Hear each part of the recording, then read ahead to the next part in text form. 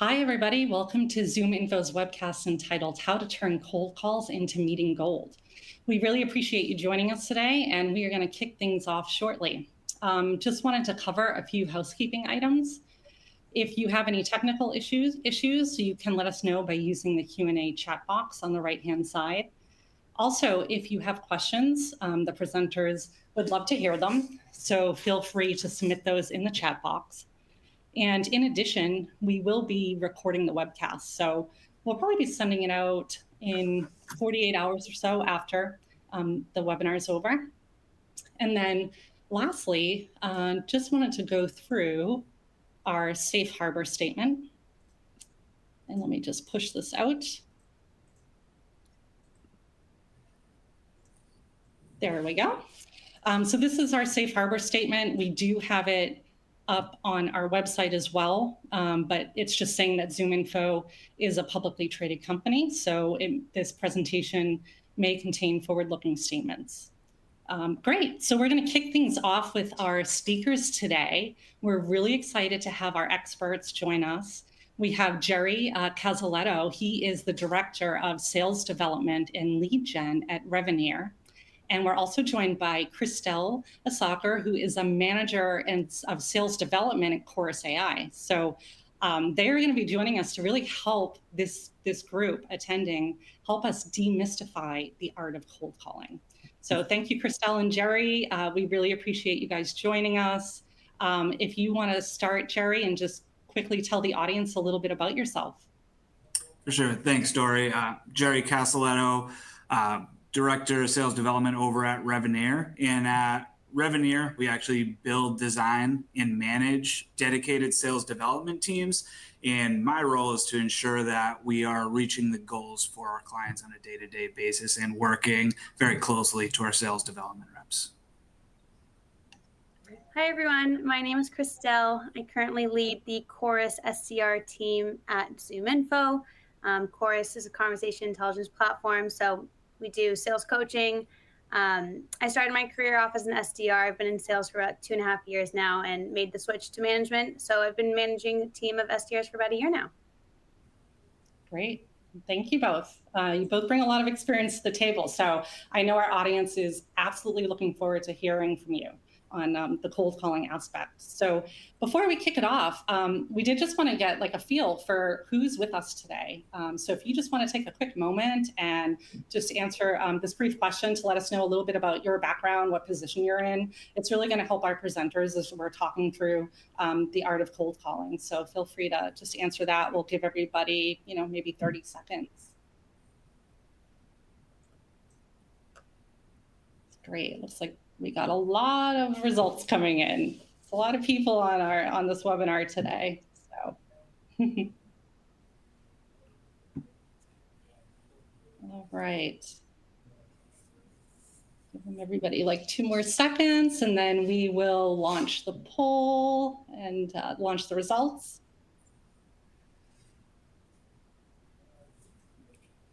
Okay, here we go. So Jerry, Christelle, just so you know, sales reps are dominating. Yeah, sales reps. We've got a 61.7% representation, followed up right behind by the sales manager and sales director role, and then 8.4% sales leadership. So as you're talking through, the art of cold calling and tips and tricks, definitely keep that in mind. I don't know if there's anything you want to add there, but. All right, great. So I think with this first kind of question, just to kick things off, Jerry, one of the things that most sales professionals run into is the common objection. And, I've been in sales for a while. I've been in sales in previous lives. And I think just understanding what are some of the common objections and really what are the best responses to use to become an objection handling master or guru. So I guess we'll kick it off with you, Jerry. For sure. So, when you're cold calling, you should expect a blocking objection every time you make a call. Go in prepared to understand that they're not going to want to speak to you right now. They're busy. There's different objections that are going to hit you in the beginning. And those are called blocking objections. That could be, I'm not interested. I'm not the right person. I don't have time right now. I'm happy with the solution I have. So those are those blockers. After the first 15 seconds, after you get that first few lines out, you're going to get that first blocking objection. And, you want to overcome that. There's different ways to overcome each way. We recommend in our methodology is to embrace.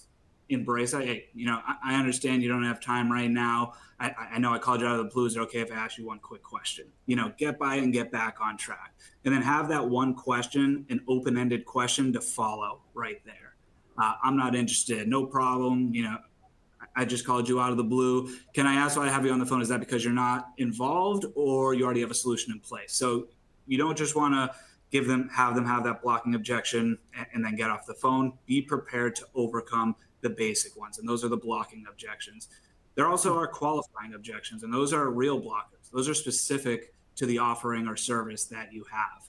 And they could be, specific to, I'm locked in for 3 years with my service, or your product doesn't do X, so I'm not interested. So there's specific ways to overcome those qualifying objections. And those are something that are very unique to each organization, where the blocking objections are universal. It doesn't matter if you're cold calling for a service, a software, or hardware, you're going to face those blocking objections in the beginning of the call that are really just trying to get you off the phone. But you need to be prepared to expect those and understand how to overcome the top blocking ones. Great. Yeah, and you make such a good point, because there are those objections that are kind of like the standard objections, and if you kind of know how to answer them, but also like embracing the objection, it's okay, right? Christelle, do you want to have anything you want to add to that, or as far as the objection handling? I think something to always remember too, an objection is always better than a no, because it does give you some place to begin and open up the conversation. And I think, really successful reps welcome those objections rather than avoid them. And what sets them apart is kind of their ability to proactively identify those and asking open-ended questions. The list of objections goes on. I'm too busy, not the right person, I'm not interested, send me information. Like, truly, there are so many out there, but there's always, like Jerry said, there's always a way to overcome an objection depending on what it is. And it's always good to embrace those objections and, practice them with your manager and, listen to those calls of how can I overcome this objection to get better? So, yeah. Perfect. And then, along that line, we get into like, what are your top objection handling techniques for turning pushback into pipeline? And maybe Jerry, I'll throw that over to you. Yeah, and I know I talked about embracing a little bit ago, but once you're in the conversation and you're getting those real qualifying objections, we follow embrace, inform, and question. So embrace, Dory, completely understand that. Inform, here's a quick snippet and value prop of how I'm going to actually add value to the conversation and overcome that objection.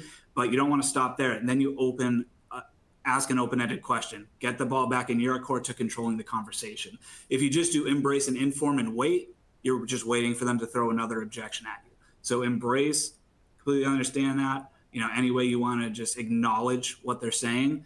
Inform, give them that value prop or that tidbit about your product and service to reassure them that we could be a good fit. And question, go back into an open-ended question, not a yes or no question, very open-ended to get the conversation going and get them to open up more to see if you can extract that pain and find a need to qualify and close on a CTA one or a next step of a discovery call. Yeah. Closing with the question's great. It keeps that conversation going, which can be awkward at times, right? So I like that. Yeah. Christelle, what about you? Any tips for handling, objection handling techniques? So I kind of bucket these into kind of 4 steps. The first one is listening. You want to employ active listening right when you get an objection. You don't want to jump in with an answer or cut your prospect off before they even had time to share their concern in full. And this is actually a pretty tricky step. Like, active listening is super important. The next step is to acknowledge it and empathize with it. You want to kind of give your buyer the gift of feeling understood. And this is where you demonstrate that first step, that you have been active listening. You also want to use empathy to validate that objection and kind of demonstrate that you understand. And this is where the prospect is going to really lower their guard and they're going to be more open to listening. I think if you go right into an objection, interrupt them, and kind of go into a monologue, they're not going to really feel too understood. And then step number 3, this is where the discovery begins. This is where you explore. You clarify with questions. Based on data with Chorus, like of the analysis of millions of calls, like you can see how top performers respond to objections. And the way to do that is to explore with open-ended questions and asking questions of their own. And I think something important too is if your prospect is responding with a yes or a no, then this is kind of where you should rephrase your question and confirm the objection. Is it a brush off or is it a valid objection?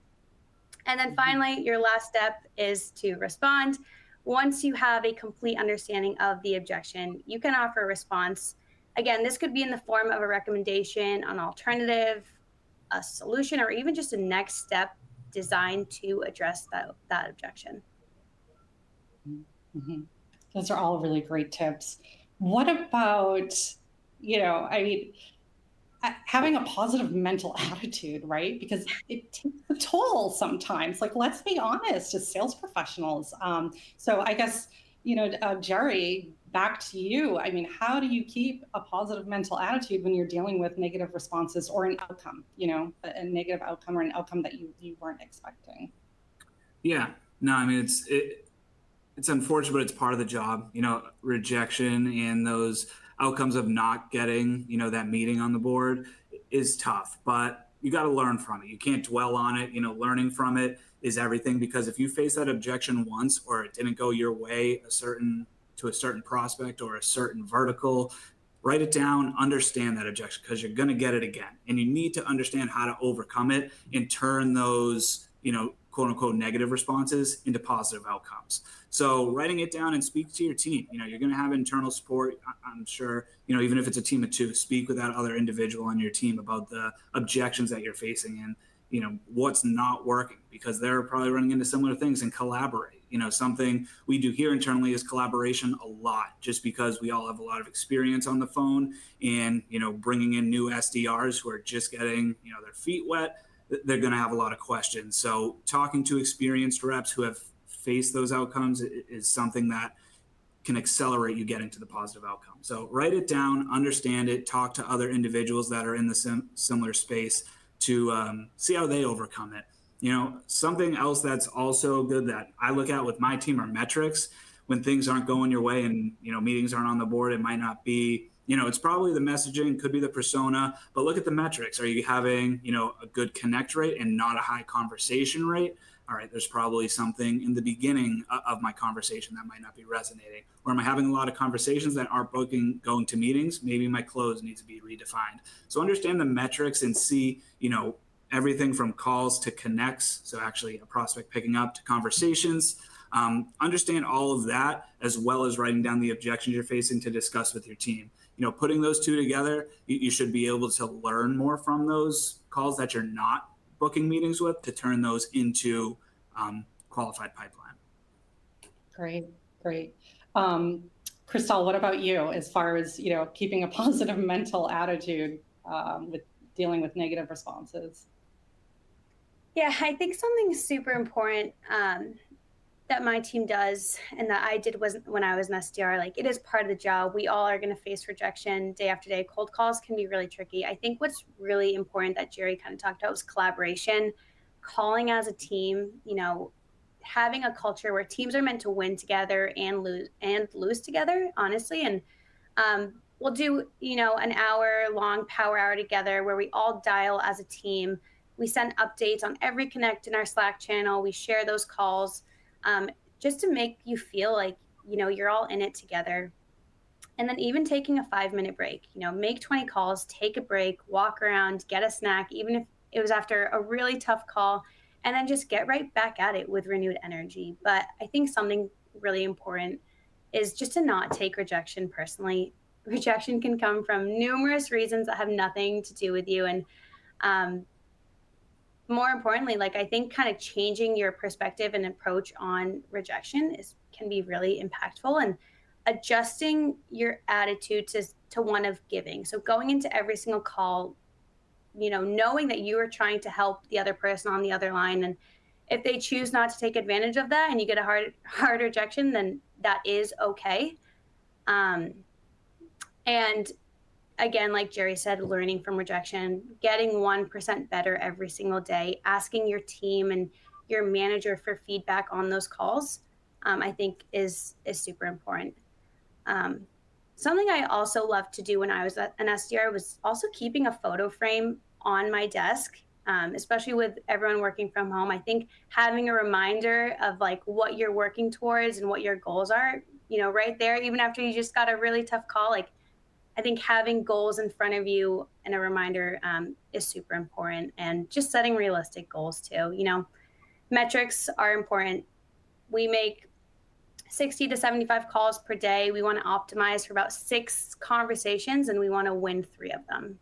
So, Christelle, you made a really good point about the power hours and dialing together. That's something we saw on our side once we had to go, to the hybrid workforce, getting on a Zoom, dialing together, even playing some music or doing a spiff during that hour to incentivize them and just keep the energy high.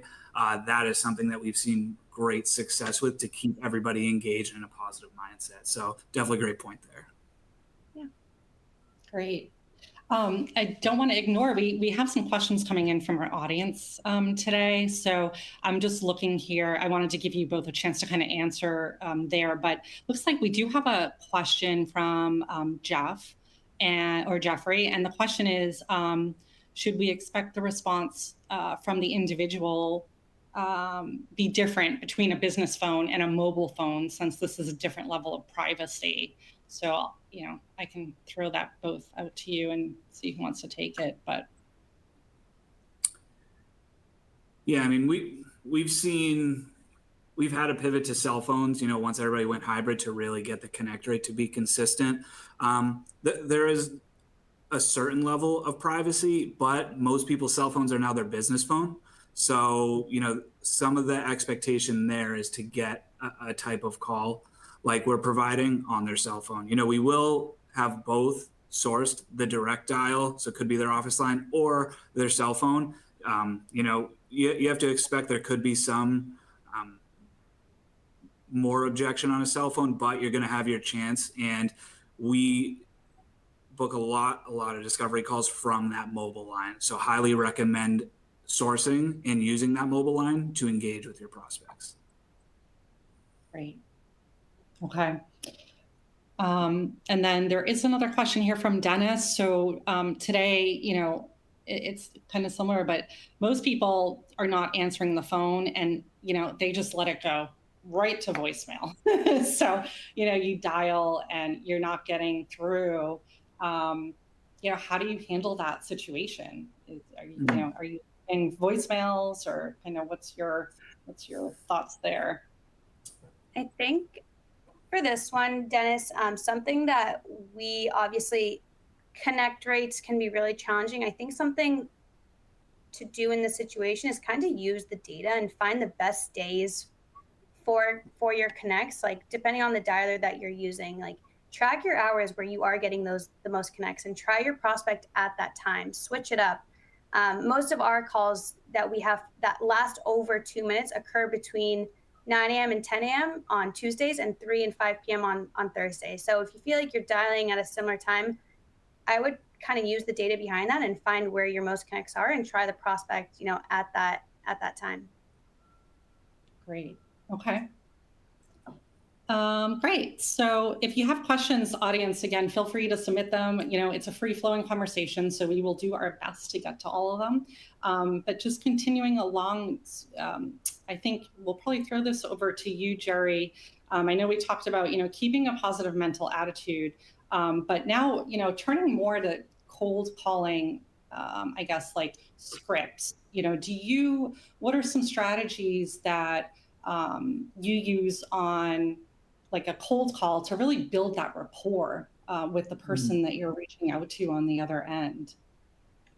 For sure. We coach all of our reps to find relevance on prospects before reaching out. So, not just saying, oh, I saw your this title at this company. It's finding something directly relevant that makes it worthwhile for you to engage that prospect. So, could be anything from, hey, I saw you guys are currently hiring in this division. Our product actually helps support scaling, that operation. Can I ask X? So any relevance that you can have to really keep them hooked on the phone, so it doesn't just sound like every other cold call that is coming in. These people that you're targeting most likely are getting numerous cold calls, and you have to separate yourself from the pack and build that rapport. And how you do it is with relevance. Do your research before reaching out. Understand the company, understand the business, understand who you're reaching out to.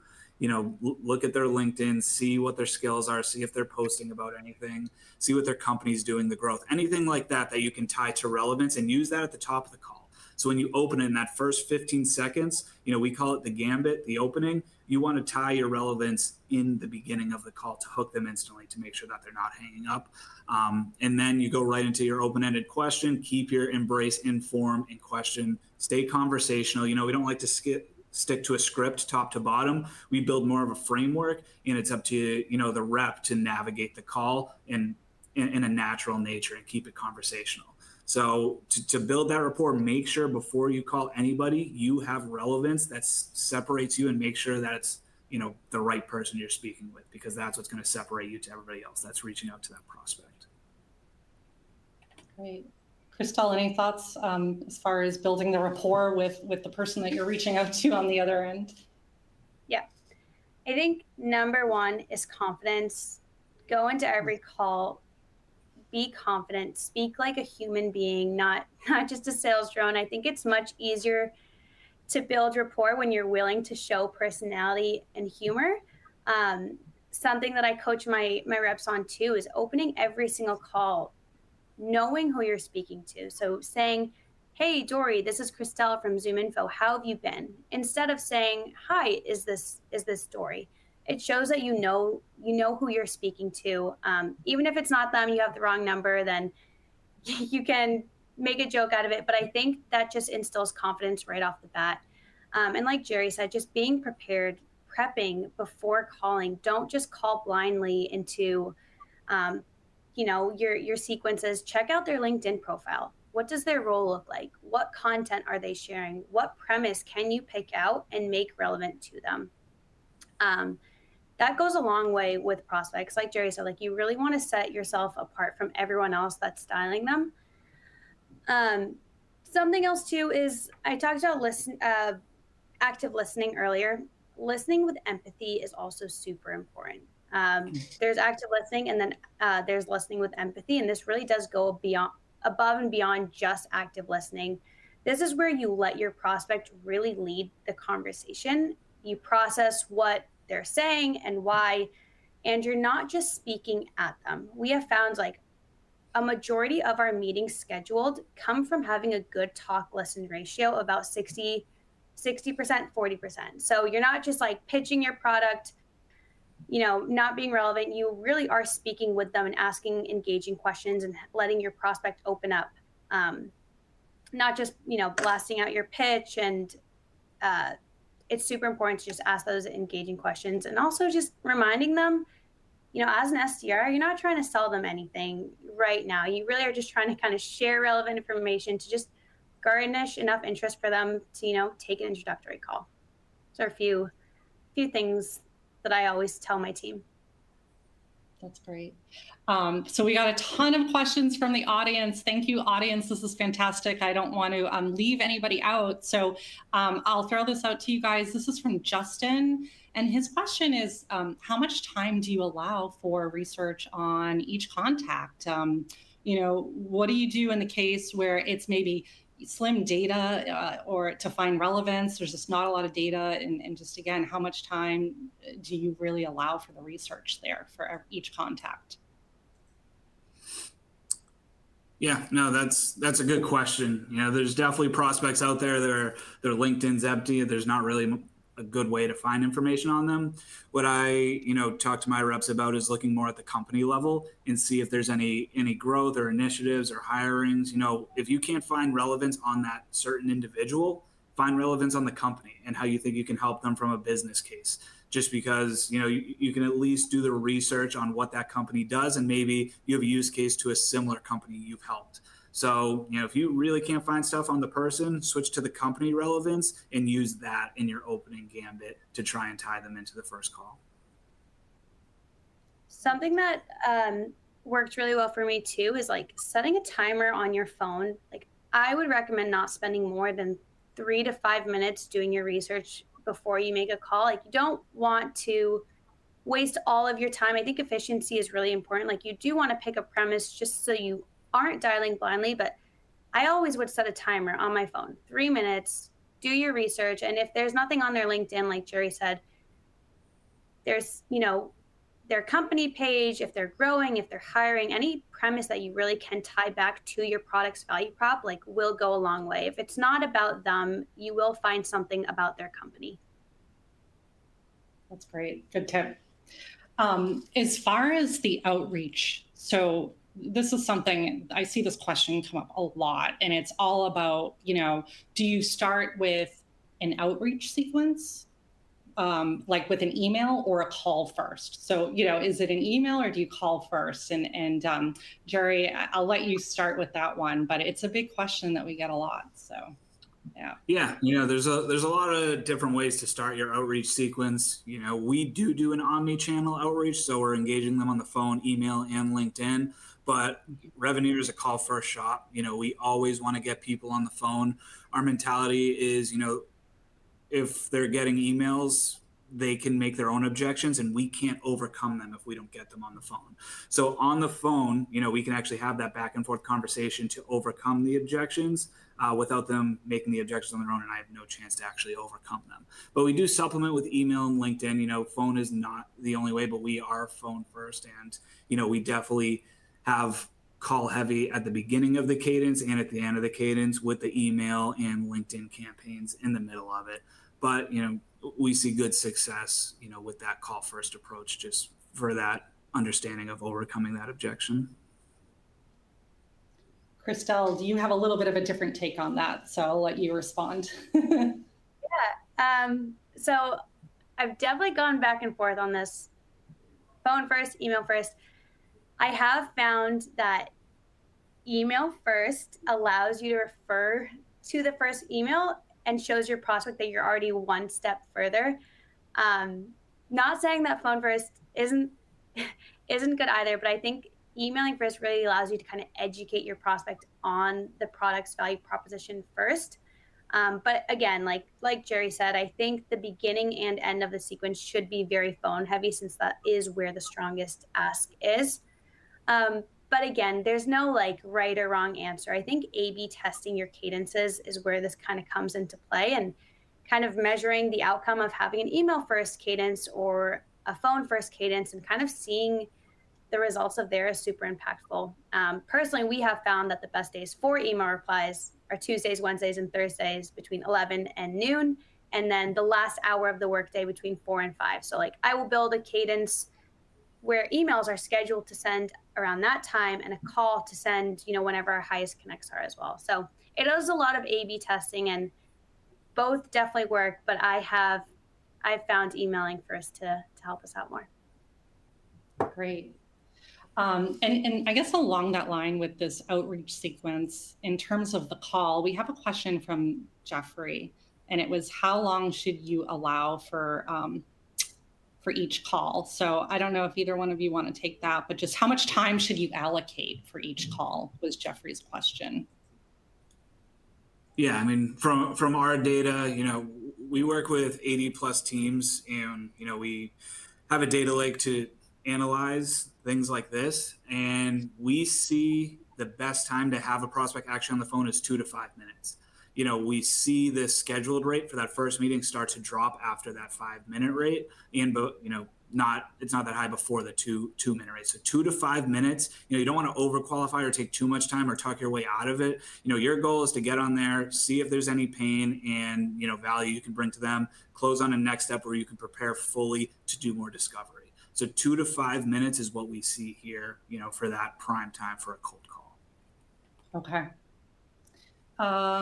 And then just following up on, since we're talking about cold calls, another question came in from, I think it's Iman. So it was just tips to get past the gatekeepers, which is always a challenge.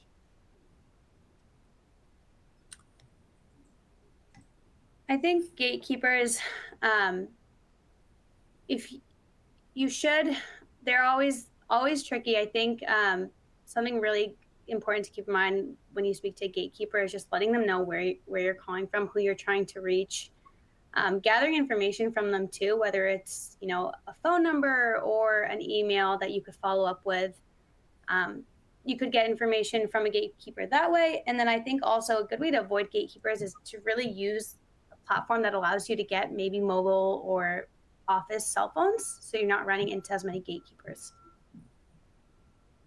Yeah, no, those are really good points. Just like with a prospect, build some rapport with the gatekeeper. If you're going to call back in a few days to try and get to your prospect again, understand their name and, use that when you start to engage them. And if you've sent the prospect an email, maybe you can say you followed up on an email with them. Like, you're really just trying to have a conversation with that prospect and be honest with the gatekeeper. But just like with a prospect that you want to speak with, try and build some rapport with them so they can understand who you are and why you're calling. Perfect. Okay. Just keeping an eye on time here. So I think moving along and again, questions, please feel free to submit them in the Q&A. If we can't get to them all, we'll definitely follow up with you post-event. So feel free to submit those. Just moving along in terms of, really choosing the right technology for your cold calling. And we'll start this off with maybe with you, Jerry, but what should be actually, Christelle. So I guess what should be top of mind when you're trying to choose the right sales engagement platform? I mean, there's a lot of options out there. It can be overwhelming. So any advice or tips you can give there to our audience? Yeah, I think the most important topic to think about when choosing a sales engagement platform is just overall efficiency. You want a platform where you can manage all of your prospecting activities. SDRs are doing emails, calls, LinkedIn work, building their tasks. So somewhere where you can live and breathe in and, have one ecosystem where you can send those emails, make those cold calls, track your open rates, build tasks. I think that just makes every SDR's life a little bit easier, and also a platform that can integrate with call coaching platform that can capture your calls so that you can get feedback on those calls and you can record those calls and, just enable yourself to nail your pitch down. Jerry, any thoughts? No, I mean that, having a good tech stack is really going to make the SDR's job easier. Having that sequencing tool, like Christelle said, you want to A/B test everything. You want to understand the open rates, reply rates, positive reply rates, connect rates. Just having a sequencing tool to understand if your messaging is resonating and if you have to pivot your strategy it is important. Again, also having the ZoomInfo and SalesNav collaboration, looking at their LinkedIn and understanding, okay, this is the perfect prospect. Let me go to ZoomInfo, get their information, and start to do my outreach. So incorporating, a good sequencing tool with a data platform like ZoomInfo and a relevance, like SalesNav, you're good to go. Perfect. Okay. I'm just checking here. Yeah, it looks like we have some more questions coming in. These are all, they're just all really great questions. A lot of them have to do with so this one here from Iman was, does tracking open rates affect inbox deliverability? It should not. If you, again, that's where the A/B testing should come in. You should have multiple emails going out. And if you're seeing certain things go up and down, you want to take words out. You might see a link in your first email that could be going to spam, or you want to set the volume right for the amount you're sending out. If you go too high, your domain could get hit as spam and then the open rates are going to be affected. So just keep that in mind. This is for pretty personalized direct outreach, not really high volume demand gen campaigns. These are specific to the persona you want to reach out to. So keep an eye on those open rates. And if you see them, sub 10%, you know, is probably something I would see on the floor. Typically I see 20% and up on our floor at least. So if you're seeing lower rates, 10% and even lower, you'd probably want to look internally at the tech stack to see what's going on. Okay. And then as far as some of the new tools that are out there for sales enablement, what are some of those kind of newer tools? And then I guess, how can those tools really help with the visibility across the sales life cycle?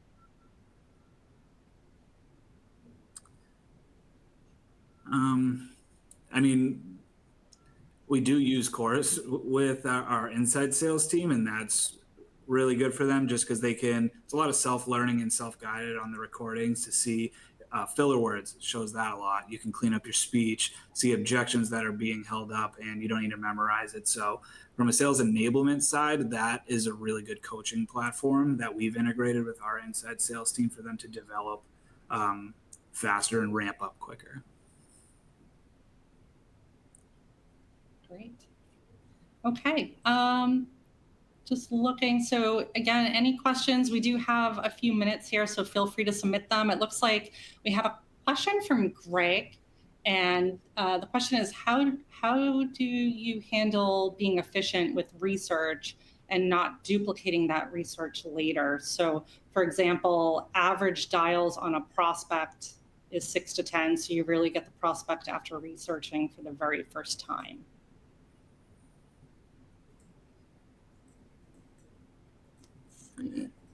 Yeah, I mean, with that, you want something in your CRM or in your tech stack to hold your relevance. You know, you should have an easy way to look when they come up to dial. Oh, they grew 23% and are hiring salespeople. Like that's my relevance. So have it in an easy to view place. Could be in your Salesforce, could be in your dialer. Anyway, you know, the first time you do the research should be the only time you do the research. You know, throughout that cadence. So you should definitely have it saved somewhere to easily access when they come up for outreach. Yeah, depending on the sales engagement platform that you are doing, you should just be able to, you know, insert your notes in there, and that should be your premise that you use throughout your cadence, whether it's an email or every time you pick up the phone. Like, you should rely on that to, because like Jerry said, you shouldn't be doing your research multiple times throughout your cadences. Okay. Peter did have a question, and this was around utilizing text messaging in sequence. So do you utilize text messaging in sequences? We personally do not. You know, for cold outreach, I think that's kind of where the line would go. You know, we do call cell phones and we do call direct lines. You know, email and LinkedIn, but we do not text cold. You know, if you have an established relationship with a prospect, that's a little bit of a different conversation, but for cold outreach, you know, we do not do text messaging. We don't do too many, not too heavy on phone texting, but again, we do customer outbound, not pure outbound. So there is kind of a relationship there where texting has worked pretty well for us. So there will be 1 or 2 steps throughout the cadence that does have texting. But again, that is not pure outbound. Okay. It looks like we have time for another question. So from Bob, how many times will you touch a prospect in a cold call sequence? So calls, voicemails, and emails. Yeah, no, I mean, that's another good question. We do at least 10 to 15 dials on a prospect in our cadence, at least, and we see a lot of pickups in that 10 to 15 range. We do around 4 to 5 emails in the cadence, and then, you know, a LinkedIn, you know, profile view, or we're going to try and connect and engage with their content and try to build rapport that way throughout the cadence. Typically do this over a 30-day, so about a month, and then we'll lay off anybody from who went through the full cadence for at least another 30 days and not do outreach to them. So I'd say at least 10 to 15 calls and 4 to 5 emails, and then have LinkedIn outreach in there as well. Yep, very similar to Jerry. 30 days, mix of emails, calls, texts. I always recommend your last email in the cadence being like a breakup or a Hail Mary type of email. we do see some responses on that very last touch email, something like, hey, this is the last try. If it's not relevant, we can, reconnect down the line. But I think definitely between 10 to 15 calls and emails throughout the cadence. Got it. Okay. Okay, and I think we have time for one more question. This one here just came in from, it looks like from Suda. So the question is, do you only work on few accounts, or do you look out for new accounts on a weekly basis? Very good. And that's a lot of company specific. And like I said, we work with around 80 different customers right now. Some of them only target the Fortune 1000. So we're going to really be strategic on the accounts. And we might have 50 prospects from an account and really have direct messaging for those accounts. Other customers we work with are focused on mid-market or SMB. And, it might be 5 to 10 people per account. And we can have much higher volume for those because we're going to have probably a better connect rate at those smaller organizations. So really look at your ideal customer profile and who you're focusing on. If it's a smaller number of accounts, enterprise accounts, don't overdo it and try and hit everybody at once. Focus on very relevant messaging for those people in that vertical, in that industry, and take your time. If you get to go after SMB and mid-market, typically we source away. We keep volume high. We're sourcing, 20 to 30 prospects a day in those smaller accounts. And, we're making 60 plus calls a day to that area. So, really look at your ICP and understand if it is a high volume game or if it's a more strategic play. Jerry, you answered that perfectly. Perfect. Okay. Well, I think we are running out of time. So first of all, I just want to thank Jerry and Christelle for joining us today. Thank you so much for sharing all of your expertise on cold calling. It's not easy at times, and we know that there's technology out there that can help us, and we appreciate just the tips and tricks that you've given everyone today. As a reminder, audience, first, I want to thank you for joining us, and then we will be sending out the recording of today's webinar probably about 48 hours after. So do keep an eye out in your inbox for that. Feel free to share it with others. If you have questions and we did not get a chance to answer those questions, please know that I'll be sharing those with our speakers today, and we can certainly follow up with you after. But again, just wanted to thank you all for joining, and we hope to see you all at another ZoomInfo Reveneer webinar. So thanks so much, and have a great rest of the day.